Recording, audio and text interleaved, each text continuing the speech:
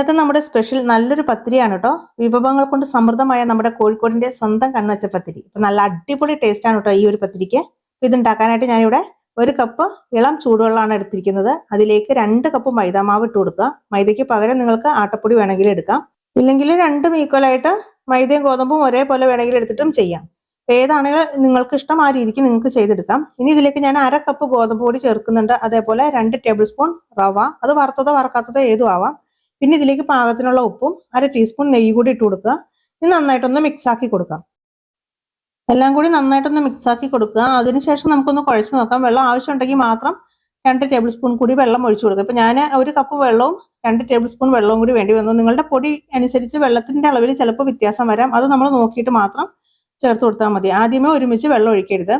ഇനി ഇത് നന്നായിട്ട് നല്ല സോഫ്റ്റ് ആയിട്ട് കുഴച്ചെടുക്കണം. കുറച്ച് സമയം എടുത്ത് വേണം ഇതൊന്ന് കുഴച്ചെടുക്കാനായിട്ട്. നമ്മൾ സാധാരണ ചപ്പാത്തിക്കും പൂരിക്കൊക്കെ കുഴക്കുന്നത് പോലെ തന്നെ നന്നായിട്ട് കുഴച്ചെടുക്കുക. അപ്പോൾ കൈയുടെ ബാക്ക് സൈഡ് വെച്ചിട്ട് ഇതേപോലെ ഒന്ന് പ്രസ് ചെയ്തിട്ട് കുഴച്ചെടുക്കുകയാണെങ്കിൽ നല്ല മയത്തിൽ നമുക്ക് കുഴച്ചെടുക്കാൻ പറ്റും. അപ്പോൾ ഇനി ഇതെല്ലാം ഒന്ന് നന്നായിട്ട് കുഴച്ചിട്ട് ഉരുട്ടി ഒരു ബോൾ പോലെ ആക്കിയിട്ട് ഒരു 15 മിനിറ്റ് നേരമെങ്കിലും കുറഞ്ഞത് നമുക്ക് ഇതൊന്ന് റെസ്റ്റ് ചെയ്യാനായിട്ട് മാറ്റി വെക്കണം. ആ സമയം കൊണ്ട് മാവ് ഒന്നുകൂടെ നല്ല സോഫ്റ്റ് ആയിട്ട് കിട്ടും. ഇത് നമുക്ക് അടച്ച് 15 മിനിറ്റ് നേരം മാറ്റി വയ്ക്കാം. ഇപ്പം നമ്മൾ മാവ് കുഴച്ച് വെച്ചിട്ട് ഒരു 15 മിനിറ്റ് കഴിഞ്ഞിട്ടുണ്ട്. തൊട്ട് നോക്കുന്ന സമയത്ത് നല്ല സോഫ്റ്റ് ആണ്. നമ്മുടെ മാവ് നല്ല പതാന്നായിട്ട് ഇരിപ്പുണ്ട്. ഇനി നമുക്ക് ഒന്നുകൂടി ഇതൊന്ന് കുഴച്ചെടുക്കാം. ഞാൻ പറഞ്ഞ പോലെ കൈയുടെ ബാക്ക് സൈഡ് വെച്ചിട്ട് നന്നായിട്ട് പ്രസ് ആക്കിയിട്ട് ഒന്നുകൂടെ ഒന്ന് കുഴച്ചെടുക്കുക.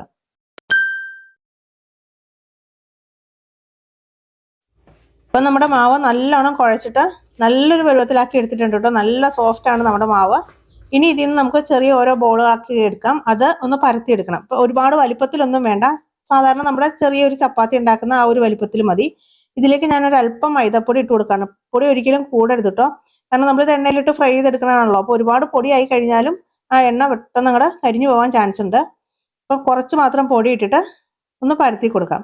ഒരുപാട് കട്ടി കുറച്ചിട്ടും പരത്തണ്ട, എന്നാൽ ഒരുപാട് അങ്ങോട്ട് കട്ടിയിലും പരത്തി എടുക്കണ്ട. നമ്മൾ സാധാരണ ചപ്പാത്തിക്കൊക്കെ പരത്തി എടുക്കുന്ന പോലെ ആ ഒരു രീതിക്ക് പരത്തി എടുത്താൽ മതി. ഷേപ്പ് കറക്റ്റ് റൗണ്ട് ആകണമെന്നൊന്നുമില്ല. അത്യാവശ്യം ഒന്ന് കനം കുറച്ചിട്ടൊന്ന് പരത്തി എടുത്താൽ മതി. ഞാൻ ഇപ്പം ഈ ഒരു തിക്നെസ്സിലാണ് കേട്ടോ ഇത് പരത്തി എടുത്തിട്ടുള്ളത്. ഇനി ഇതിലേക്ക് നമുക്ക് കുറച്ച് ഓയിലൊന്ന് സ്പ്രെഡ് ആക്കി കൊടുക്കാം. എല്ലാ ഭാഗത്തേക്കും നന്നായിട്ട് ഓയിലൊന്ന് ആക്കി കൊടുക്കണം. നെയ്യ് ഇഷ്ടമാണെങ്കിൽ നെയ്യ് ആക്കി കൊടുത്താലും മതി.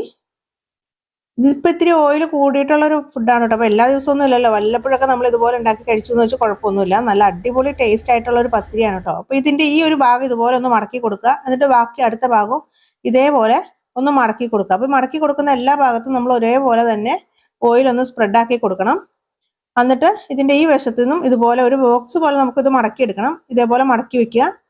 അവിടെയും കുറച്ച് ഓയിൽ ഒന്ന് സ്പ്രെഡ് ആക്കി കൊടുക്കുക. വീണ്ടും മറ്റേ ഭാഗവും ഇതേപോലെ ആക്കി എടുക്കുക.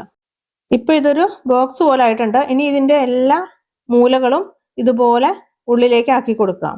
അപ്പോൾ ഒരു ഫ്ലവറിന്റെ രൂപത്തിൽ വേണം ആക്കിയെടുക്കാനായിട്ട്. അപ്പൊ 4 സൈഡിൽ നിന്ന് ഇതുപോലെ മടക്കി വെച്ച് കഴിയുമ്പോൾ അത് നല്ലൊരു ഫ്ലവറിന്റെ ആകൃതിയിലാകും. ഈ ഒരു സൈഡും ഇതുപോലെ ആക്കിയെടുക്കുക.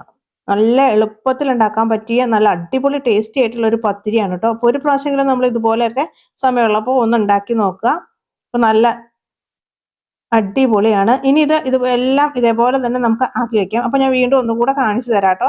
അതായത് നമ്മൾ ഇതുപോലെ നന്നായിട്ട് പരത്തി അതിനുശേഷം അതിന്റെ മുകളിലേക്ക് നന്നായിട്ട് ഓയിൽ സ്പ്രെഡ് ആക്കി കൊടുക്കണം.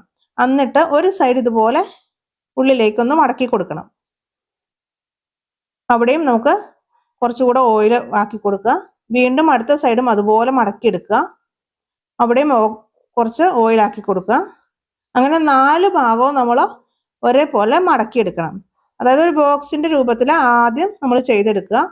അതിനുശേഷം നമ്മൾ എല്ലാ ഭാഗത്തും ഒരുപോലെ ഓയിലാക്കണം. എന്നിട്ട് എല്ലാ കോണുകളും ഇതേപോലെ നടുക്കോട്ട് വരുന്ന രീതിക്ക് ഒന്നാക്കി കൊടുത്താൽ മതി. നല്ല എളുപ്പത്തിൽ നമുക്ക് ചെയ്തെടുക്കാൻ പറ്റുന്നതാണ് കേട്ടോ. ടേസ്റ്റ് ആണെങ്കിലും നല്ല അടിപൊളി ടേസ്റ്റ് ആണ് കേട്ടോ ഈ ഒരു പത്തിരിക്ക്. പുറമൊക്കെ നല്ല ക്രിസ്പി ആയിട്ട് ഉള്ളിൽ നല്ല സോഫ്റ്റ് ആയിട്ടാണ് കേട്ടോ ഈ പത്തിരി ഉണ്ടാവുക.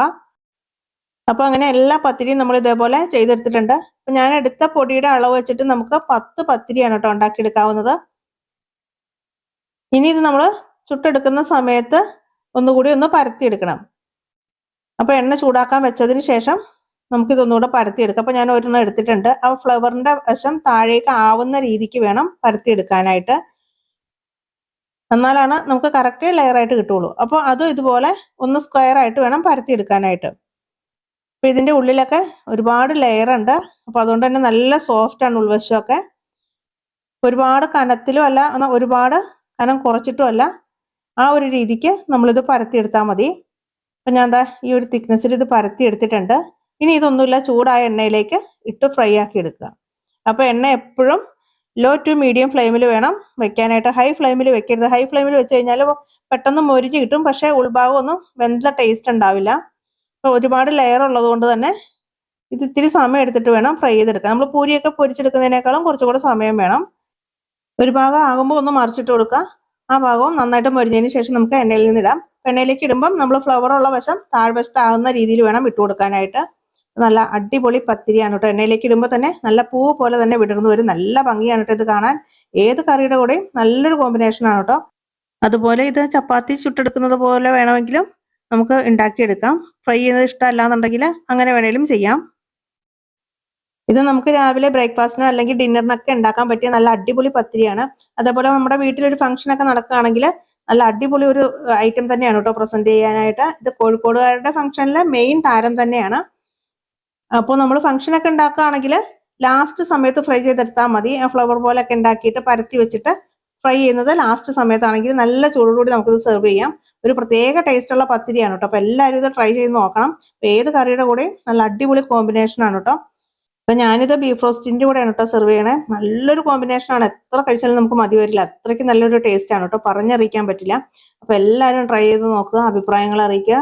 അതുപോലെ വീഡിയോ ഇഷ്ടമായാൽ കമൻറ്റ് ചെയ്യാനും മാക്സിമം വീഡിയോ ഷെയർ ചെയ്ത് നമ്മളൊന്ന് സപ്പോർട്ട് ചെയ്യാനും കൂടി മറക്കല്ലേ. അപ്പോൾ എന്നത്തെയും പോലെ നല്ല റെസിപ്പിയുമായി വീണ്ടും കാണാം. അതുവരെയും thanks for watching. Thank you.